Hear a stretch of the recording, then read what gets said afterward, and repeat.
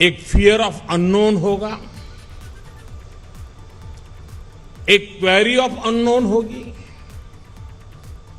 पहले आपकी नॉलेज, आपकी क्वेरीज का दायरा, आपका स्कूल, कॉलेज, आपके मित्र, आपका परिवार, आपके अपनों के बीच सिमटा हुआ था।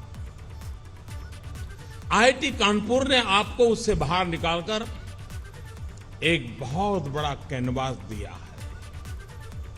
अब फियर ऑफ अननोन नहीं है।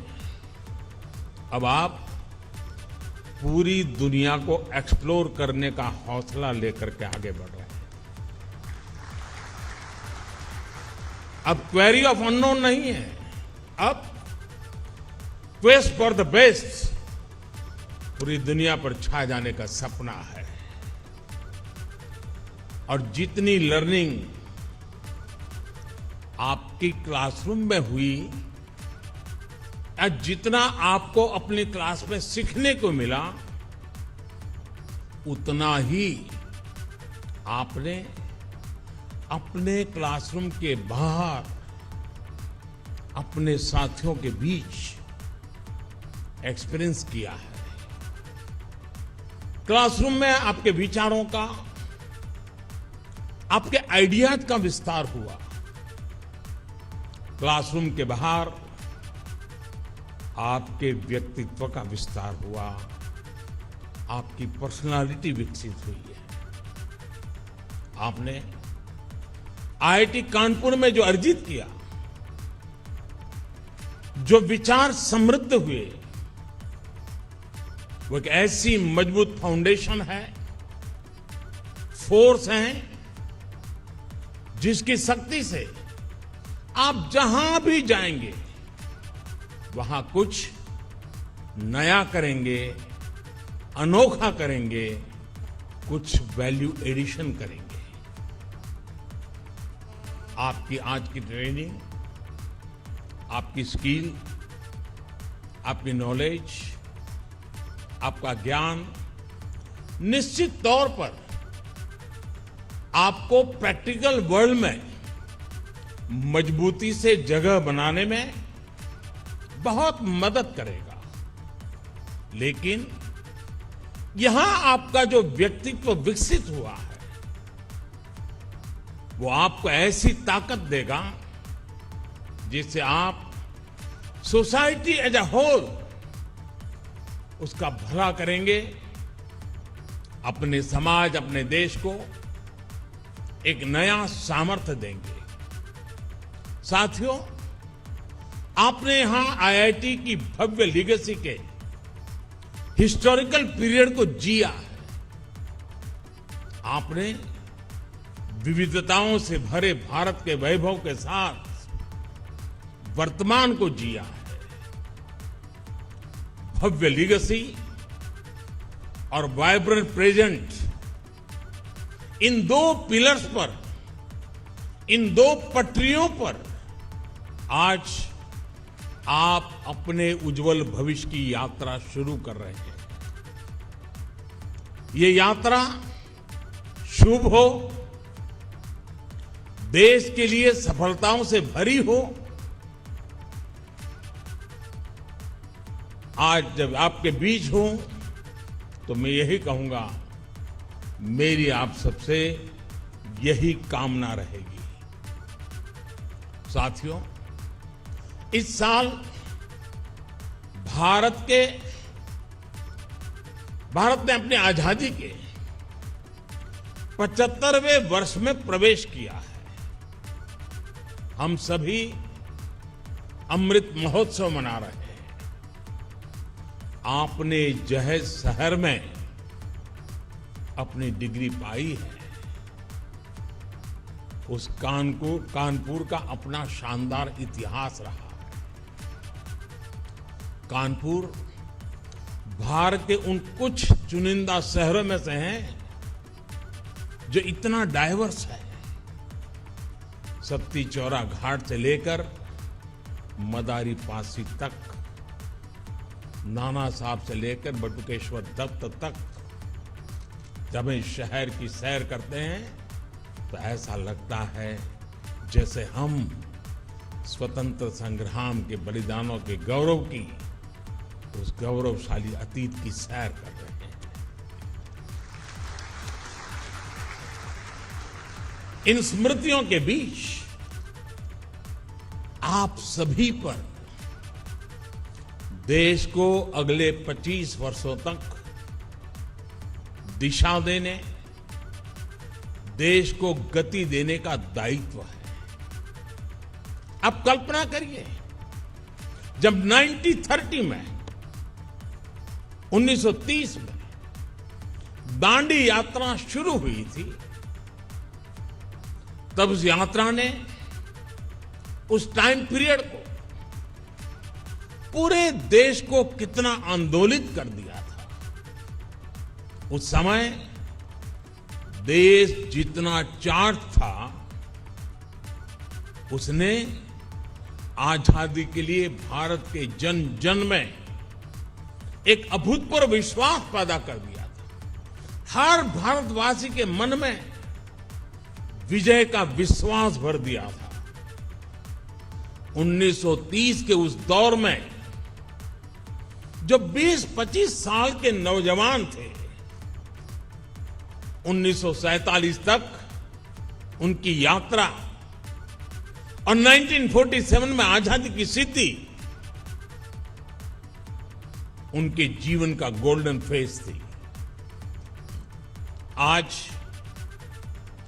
आप भी एक तरह से उस जैसी ही गोल्डन एरिया में कदम रख रहे हैं।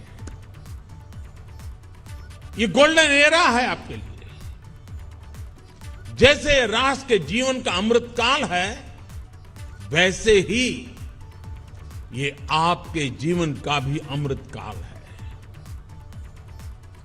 अमृत महोत्सव की इस घड़ी में जब आप आईआईटी की लीगेसी लेकर निकल रहे हैं, तो उन सपनों को भी लेकर निकले कि 2047 का भारत कैसा होगा। आने वाले 25 सालों में भारत की विकास यात्रा की बागडोर आपको ही संभालनी है। जब आप अपने जीवन के 50 साल पूरे कर रहे होंगे, उस समय का भारत कैसा होगा, उसके लिए आपको अभी से ही काम करना होगा। और मुझे पता है, कानपुर आईआईटी ने, यहां के माहौल ने आपको वो ताकत दी है कि अब आपको अपने सपने पूरे करने से कोई रोक नहीं सकता।